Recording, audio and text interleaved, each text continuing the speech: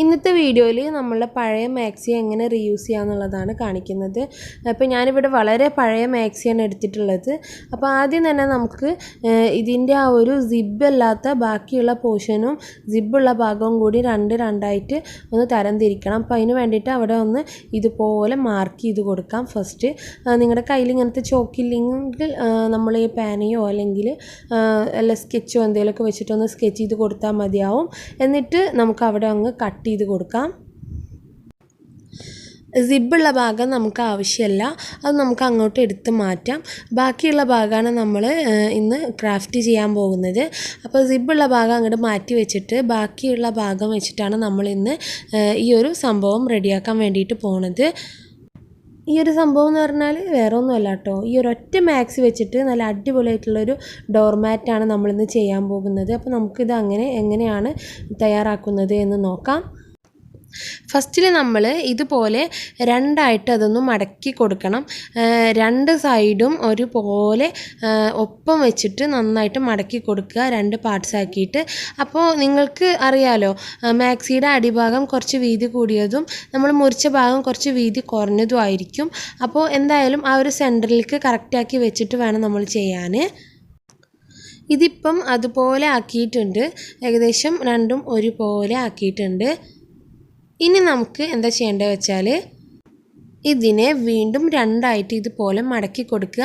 അപ്പോൾ കണ്ടോ, ഈ ഒരു രണ്ട് സൈഡും ഒരേ വലുപ്പത്തിലാക്കിയ ശേഷം ഇങ്ങനെ വീണ്ടും ക്രോസ് ആയിട്ടങ്ങ് നന്നായിട്ട് മടക്കി കൊടുക്കുക. അപ്പോൾ നമുക്കിത് കണ്ടോ, ഇതുപോലെ കുഞ്ഞ് മാറ്റ് റെഡിയാക്കി എടുക്കാം. അപ്പോൾ ഇത് വളരെ ചെറുതാണ് കേട്ടോ.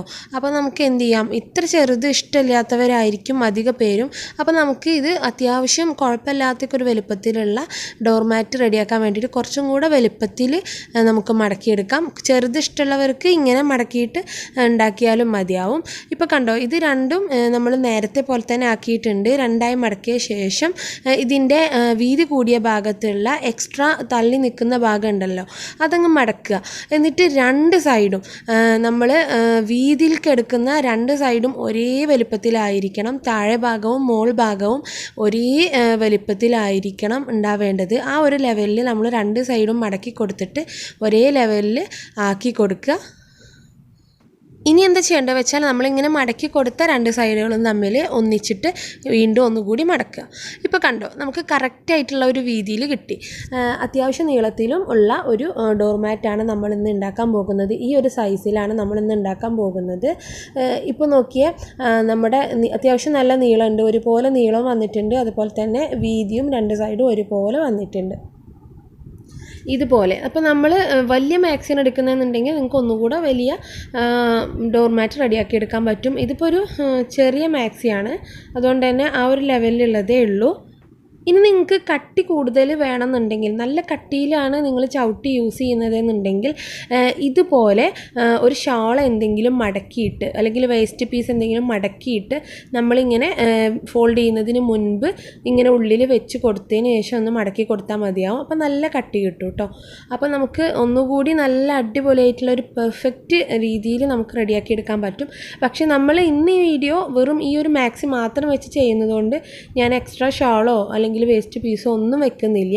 ഈ ഒരു മാക്സി മാത്രം വെച്ചിട്ടാണ് നമ്മളിത് ചെയ്യുന്നത്. അപ്പോൾ ഇങ്ങനെ മടക്കി കൊടുത്തിട്ട് നന്നായിട്ട് അതിൻ്റെ ചുളിവുകളും മടക്കുകളൊക്കെ ഉള്ളിൽ നിൽക്കുന്നുണ്ടെങ്കിൽ അതൊക്കെ നല്ലപോലെ ഒന്ന് പ്രസ് ചെയ്തിട്ട് നന്നായിട്ടൊന്ന് നിർത്തി കൊടുക്കുക. ഇനി നമുക്കിതൊന്ന് അടയാളപ്പെടുത്താൻ വേണ്ടിയിട്ട് തുടങ്ങാം.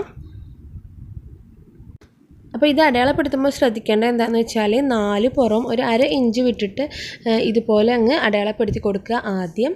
എന്നിട്ട് വേണം നമുക്കിതിൻ്റെ ഉള്ളിലായിട്ട് കുറച്ച് ഡിസൈനൊക്കെ കൊടുക്കാൻ. അപ്പോൾ ആദ്യം ഇതിൻ്റെ സൈഡിലൂടെ ഒരു 1/2 ഇഞ്ച് വിട്ടിട്ട് ഇതുപോലെ ഒന്ന് വരഞ്ഞു കൊടുക്കുക. ഇതിപ്പം എല്ലായിടത്തും വരഞ്ഞിട്ടുണ്ട്. ഇനി നമുക്ക് ഇതുപോലെ ക്രോസ് ആയിട്ട് ഇങ്ങനെ ഓരോ കട്ടുകൾ കൊടുക്കാം. ഇങ്ങനെ ക്രോസായിട്ട് ഓരോ വരകൾ ഇട്ട് കൊടുക്കുക. നമ്മളിങ്ങനെ സ്ക്വയർ ഷേപ്പിൽ വരുന്ന രീതിയിൽ, ഡയമണ്ടിൻ്റെ ഒക്കെ ഒരു ഷേപ്പ് വരുന്ന രീതിയിൽ വേണം നമ്മളിങ്ങനെ ചെയ്തെടുക്കാനായിട്ട്. ആദ്യം താഴത്തോട്ടും പിന്നെ അത് മുകളിലോട്ടും ഈ ഒരു ലെവലിൽ നമ്മൾ ഒന്ന് ഡിസൈൻ ചെയ്ത് കൊടുക്കുക. അപ്പോൾ നമ്മൾ സോഫ സെറ്റുകളിലൊക്കെ കണ്ടിട്ടുണ്ടാവാം ഇതുപോലത്തെ.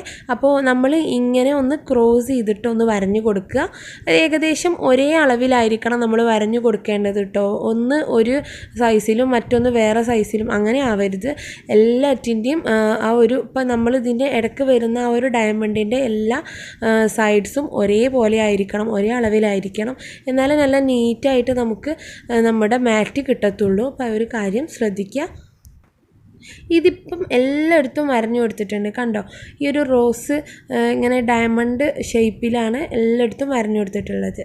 ഇനി നമുക്ക് എന്ത് ചെയ്യാം, ഇതിൻ്റെ അടയാളപ്പെടുത്തിയ ഭാഗത്തിലൂടെ നമുക്കിത് അങ്ങോട്ട് സ്റ്റിച്ച് ചെയ്ത് എടുക്കണം.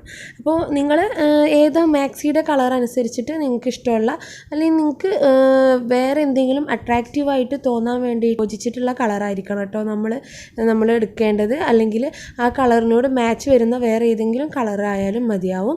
അപ്പോൾ ഇനി നമുക്ക് നമ്മൾ അടയാളപ്പെടുത്തിയിട്ടുള്ള ആ ഭാഗത്തിലൂടെയൊക്കെ നമുക്കിങ്ങനെ അടിച്ചു കൊടുക്കാം. അപ്പോൾ എല്ലായിടത്തും നല്ല നീറ്റായിട്ട് നന്നായിട്ട് സ്റ്റിച്ച് ചെയ്ത് കൊടുക്കുക.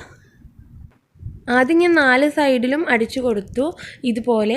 ഇനി നമുക്ക് എന്താ ചെയ്യേണ്ടത് വെച്ചാൽ, ഇതുപോലെ ക്രോസ് ആയിട്ട് നമ്മൾ വരഞ്ഞിട്ടുള്ള ഡയമണ്ട് കട്ട്സ് ഉണ്ടല്ലോ, അതിലൂടെ നമുക്ക് സ്റ്റിച്ച് ചെയ്ത് കൊടുക്കാം. അപ്പോൾ ഇതേ സെയിം നൂല് വെച്ചിട്ട് തന്നെയാണ് നമ്മൾ ചെയ്യുന്നത്. അപ്പോൾ നമുക്ക് ആ ഒരു ഡോർമാറ്റിൻ്റെ കറക്റ്റ് ആ ഒരു പെർഫെക്റ്റ് ഷേപ്പ് നമുക്ക് കിട്ടും. കാണാൻ തന്നെ നല്ലൊരു ഭംഗി ഉണ്ടാവും നമ്മുടെ ഈ ഒരു മാറ്റിന്. അപ്പോൾ നമുക്ക് അതുകൂടി നന്നായിട്ടൊന്ന് ചെയ്തെടുക്കാം. നമ്മൾ അടയാളപ്പെടുത്തിയിട്ടുള്ള എല്ലാ ഭാഗത്തുകൂടിയും നമുക്ക് ഇതുപോലെ സ്റ്റിച്ച് ചെയ്തെടുക്കാം. ഇതിപ്പം ഓൾമോസ്റ്റ് എല്ലായിടത്തും സ്റ്റിച്ചായി കഴിഞ്ഞു. ഇതുപോലെ നമുക്ക് നമ്മുടെ ഈ ഡോർമാറ്റിനെ നമുക്ക് അടിപൊളിയാക്കിയിട്ട് എടുക്കാം. ഇത്രയേ ഉള്ളൂ. ഇനി ഇതിൻ്റെ ആ ഒരു പെർഫെക്ഷൻ ഞാനൊന്ന് കാണിച്ചു തരാം. ഇതിൻ്റെ ഒരു നീറ്റ്നെസ്സും കാണുമ്പോൾ ചവിട്ടി നമ്മൾ കാണുമ്പോൾ കിട്ടുന്ന നമുക്ക് അതിൻ്റെ ആ ഒരു അട്രാക്ഷനും കാര്യങ്ങളൊക്കെ ഞാനൊന്ന് കാണിച്ചു തരാം.